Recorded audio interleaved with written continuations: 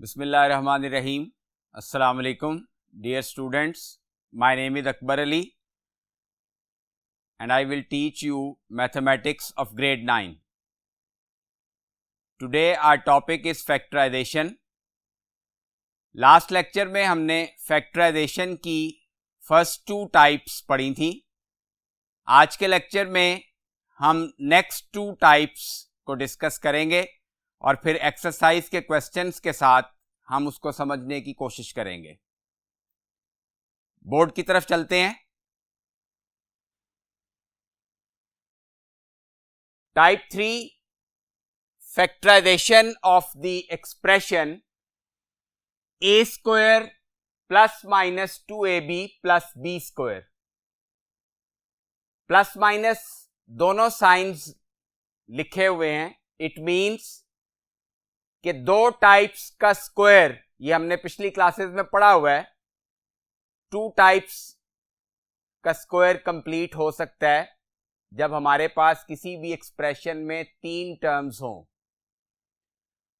तो first type a square plus 2ab plus b square which is equals to a plus b whole square and it can be written as a plus b into a plus b. तो हमारे पास दो factors आ जाएंगे, a plus b और दूसरा factor भी a plus b होगा. जब a square minus 2ab plus b square होगा तो formula a minus b whole square बन जाएगा. तो इसको भी हम टू टाइम्स लिख सकते हैं, a minus b into a minus b. उससे next type 4 factorization of the expression a square minus b square. इसका भी फॉर्मूला हम पिछली क्लासेस में पढ़ चुके हैं. a square minus b square equals to a plus b into a minus b. अब इन दोनों टाइप्स की फैक्टराइजेशन को हम एक्सरसाइज के क्वेश्चंस के साथ समझेंगे. फर्स्ट टू क्वेश्चंस हमने लास्ट लेक्चर में पढ़े. क्वेश्चन नंबर 3 का पार्ट 2 सॉल्व कर रहा हूं मैं. ये थोड़ा सा डिफरेंट है.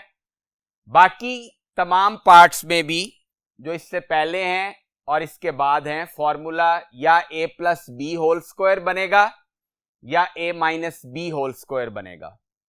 लेकिन जब भी आप फैक्टराइजेशन का कोई भी क्वेश्चन आएगा, सबसे पहले आपने फर्स्ट टाइप को चेक करना है कि क्या तमाम टर्म्स में कोई सेम चीज कॉमन आ रही है.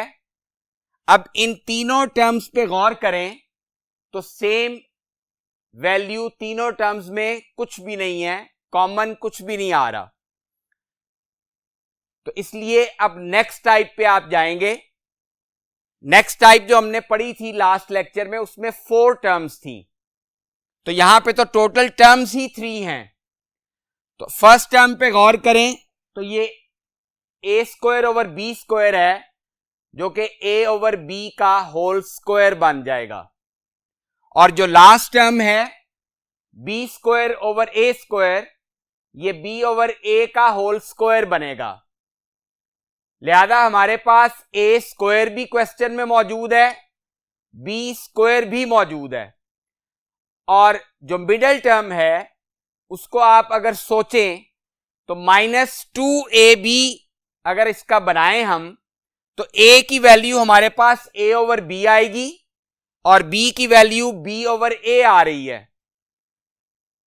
तो जब 2 into a over b into b over a हम लिखेंगे तो b से कैंसिल हो जाएगा, a से कैंसिल हो जाएगा. तो रिमेनिंग हमारे पास 2 ही बचेगा, जो कि हमारे पास मिडल टर्म है.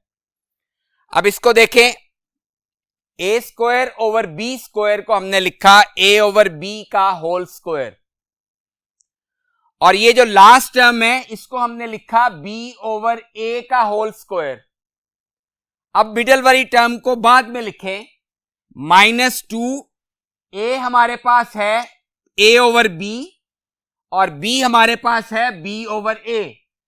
तो ये हमने a और b दोनों वैल्यूज लिख दी. A whole square minus 2ab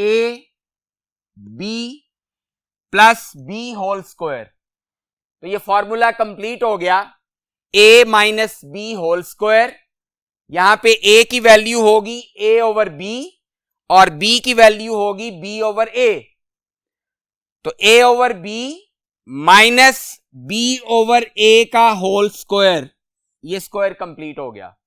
अब इस स्क्वायर को हम 2 टाइम्स लिख सकते हैं, तो इसके दो फैक्टर्स बन जाएंगे a over b minus b over a। Next board पे चलेंगे। अब हम क्वेश्चन नंबर 3 का पार्ट 3 करेंगे। इसमें जो क्वेश्चन है x plus Y whole square minus 14z into x plus Y plus 49z square.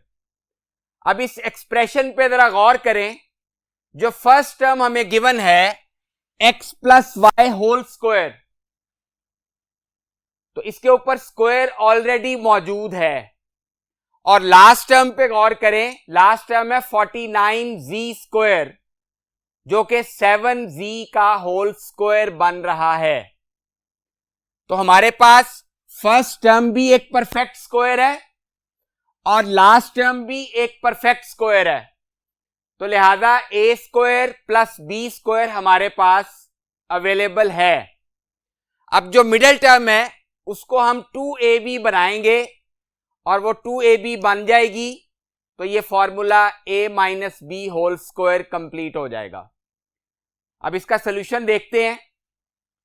x plus Y whole square as it is लिखा, माइनस 2 फॉर्मूले का, a की वैल्यू हमारे पास x प्लस वाई है और b की वैल्यू 7z। अब इन तीनों फैक्टर्स को मल्टीप्लाई करें तो 2 7s are 14z into x plus y, ये मिडिल टर्म आ गई।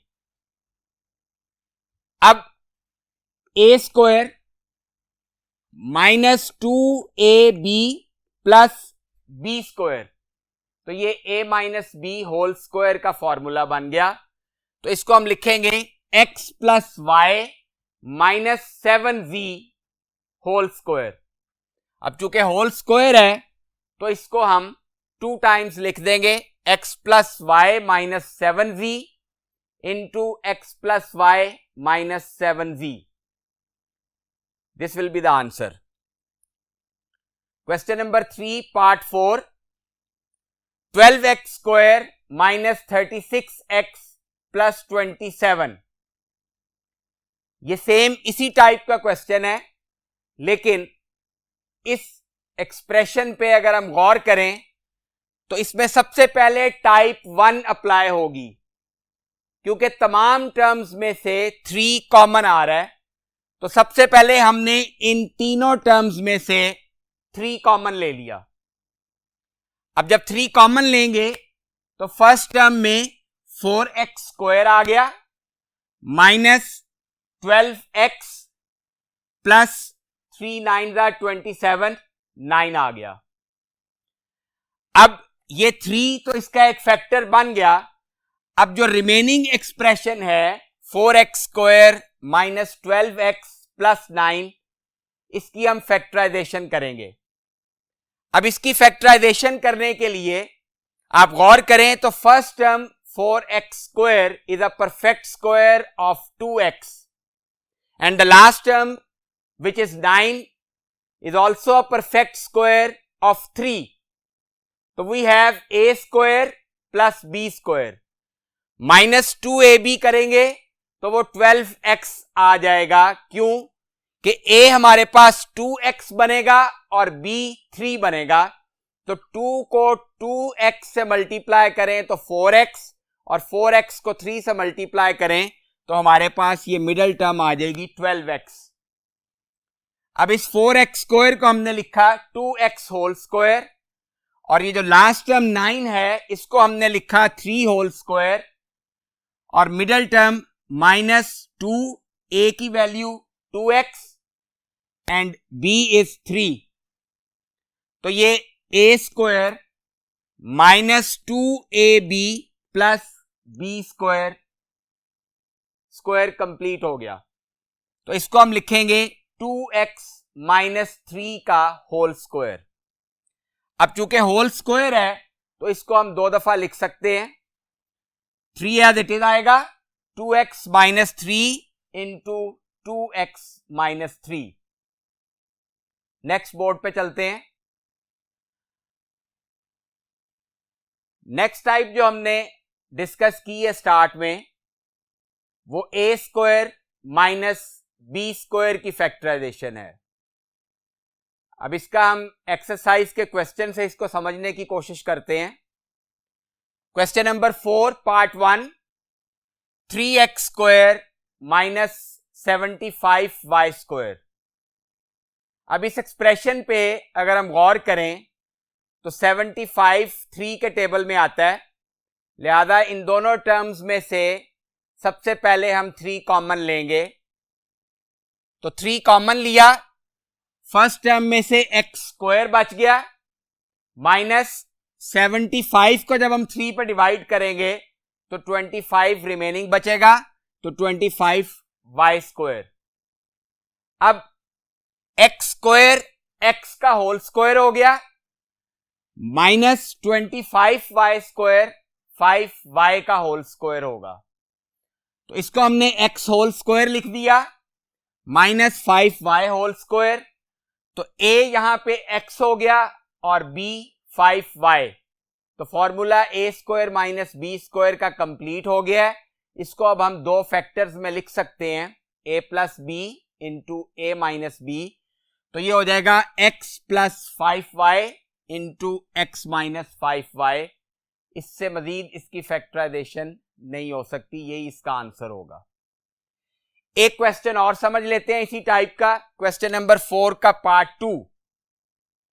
इसमें देखें बज़ाहिर जो एक्सप्रेशन हमें गिवन है x into x minus 1 minus y into y minus 1, इसमें कहीं पे भी a square minus b square नजर नहीं आ रहा।